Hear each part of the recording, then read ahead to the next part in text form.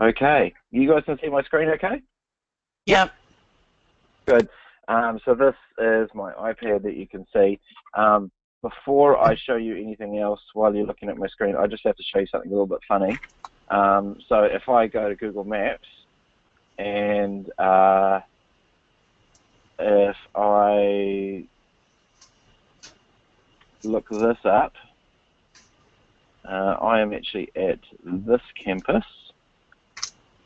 Where is it? There it is, that campus there. If I change it to Google Earth, can you see that okay? Yep.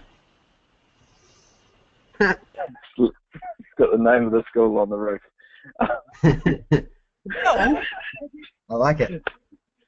Good. Anyway, so what I wanted to show you was this thing, which is Shobi. Now, currently, I'm signed in as a student, and if I want to enroll in another class, I'm going to click on the plus there and join a class. Now, that is almost identical to Glennis. Yep. What's it identical to? Google Classroom? Sorry? It's almost identical to Google Classroom. Yeah, it does. Yeah. With the major difference being that it's not within the school, so you could be outside of the school. So in this case, my Google account is an external Google account, but I'm able to join Mrs. B's maths and Mrs. V's maths classes, Right. which you can't do particularly elegantly with Google Classroom. Yeah, exactly. So as a student, I'm just going to go into Mrs. V's maths here. And you can see there I've got some fractions, and who wants to do live maths?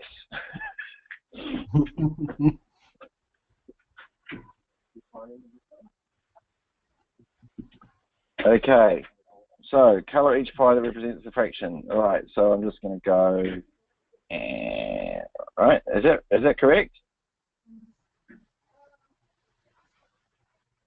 Yeah. Got the idea? Yep. Cool.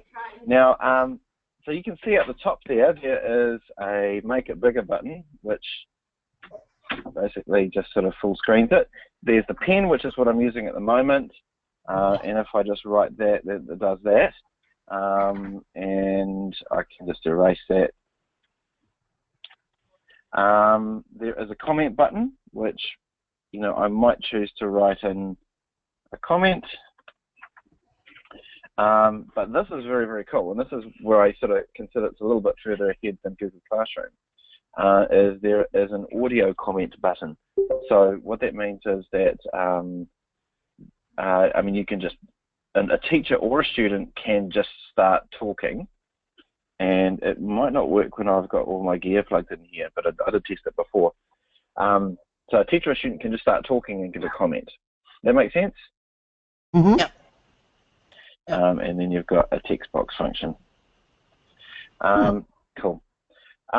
So that is the essence of Shobi.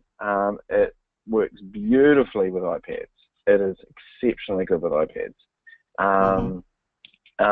So Baron, who's now connected, is it being used with anyone other than iPads? I don't know if anyone is going to hear me. You'll probably have to use your mic. So, yeah. So basically, what we have a few students who don't have iPads. There's one student who has a Microsoft Surface, and there's a number of students who have laptops. And it doesn't have all of the functionality. So some of the in Windows specifically, if you go to Shobi in the browser, which the people on laptops and on the Surface need to do, some of the voice annotation in the written annotation, those things disappear for Windows users. But I know if you're on Android, Shobi on Android looks pretty much like Shobi on iPad. So cool. So Aaron at Whakaproa, What's your BYD situation? What sort of devices have kids got?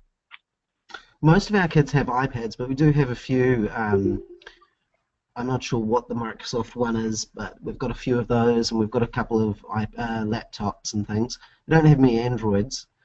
So yeah, if it works with iPads, that's pretty useful for us.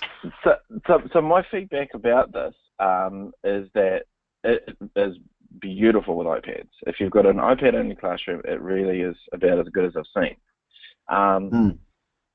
Feature, it does have a parent portal, so when as a student here, I can go, my parent code is this, so that means mum and dad can log in and see my work. That's cool. Now there's a couple of things that I want to compare with. So we've got someone else joining us? There we go. So there's a couple of things that I wanted to compare with Google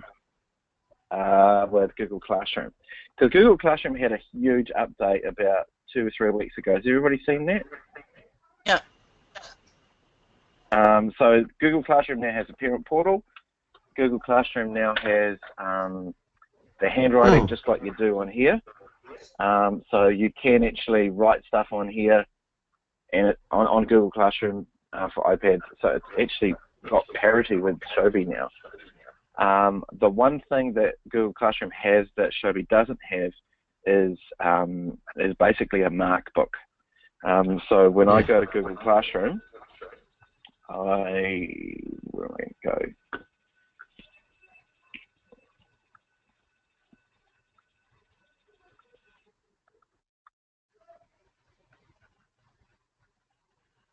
So with Shobi, is it doing that same thing where you give them all the file or the image or whatever, and then each of their own thing comes back to you separately? Yeah, so and so as a teacher, it's really easy to see everybody's work and all that kind of thing. If I go into Google Classroom and just compare this,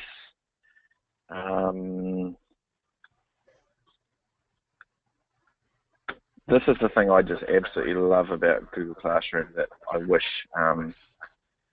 people knew about, and I wish more. Here we go.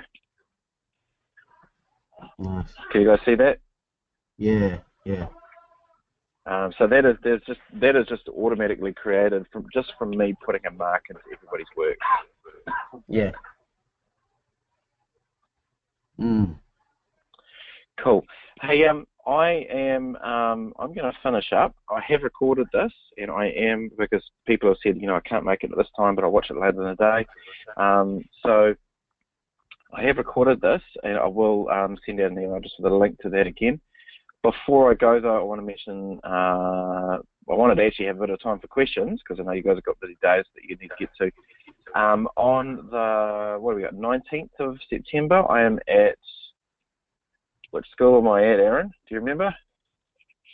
No. North Cross.